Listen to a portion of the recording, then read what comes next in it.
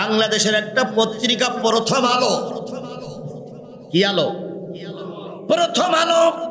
এরাই রসুলকে নিয়ে বাজে কথা বেশি বলেছে। এরা কিছুদিন আগে রসুলকে নিয়ে সমালোচনা করেছিলেন। আজও প্রথম আলো আছে। ডাক্তার মোহাম্মদ ইউনূসকে বলি, জাতি আপনার দিকে তাকায় আছে। যেগুলো অন্যায় কাজ সেগুলো প্রতিহত করুন, জাতি আপনার সাথেই আছে। অন্যান্য বছর কি বলে, পয়লা বৈশাখে কোটি কোটি টাকা খরচ হয়, কিন্তু গতকাল পয়লা বৈশাখ হয়েছে, মঙ্গল শোভাযাত্রা হয়নি। এবার সবাই ওই কি বলে মিছিল থেকে ওই কি বলে ফিলিস্তিনির পক্ষে মিছিল করেছে। কথা বলেন ঠিক না বেঠিক? পয়লা বৈশাখে নারায়ে তাকবীর স্লোগান উঠেছে।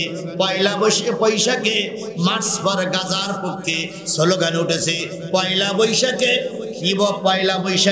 পয়লা বৈশাখে আল কুদুস জিন্দাবাদ স্লোগান হয়েছে। আর ডক্টর মোহাম্মদ ইউনূস গামছা সামনে নিয়ে, গামছা ঘাড়ে করে একটা সিমসাম টেবিলের পরে বসে ভাষণ দিয়েছে। তার মানে জাতি, এই জাতীয় লোকদের চায় জাতি আর মাঠ দখল করা, জাতি আর পুকুর চোর, জঙ্গি, সন্ত্রাসী, সাদাবাজদের আর দেখতে চায় না। আল্লাহ নবী সাল্লাল্লাহু আলাইহি সাল্লাম উহুদের ময়দানে কয়জন সাথী পেয়েছিলেন?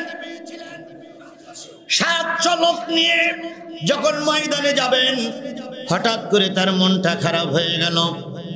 তিনি মসজিদে ঢুকলেন, সাহাবীরা সামনে বসে আছে, রসুলের মহব্বতের কথা বলতেছি, সাথীরা বসে আছেন। আল্লাহর নবীর মুখটা মলিন।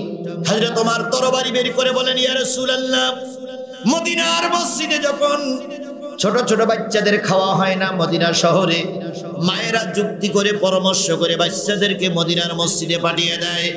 আপনার চেহারার দিকে তাকাই থাকলে 4 দিন 5 দিন 6 দিন পর্যন্ত বাচ্চাদের পেটে ক্ষুধা লাগে না।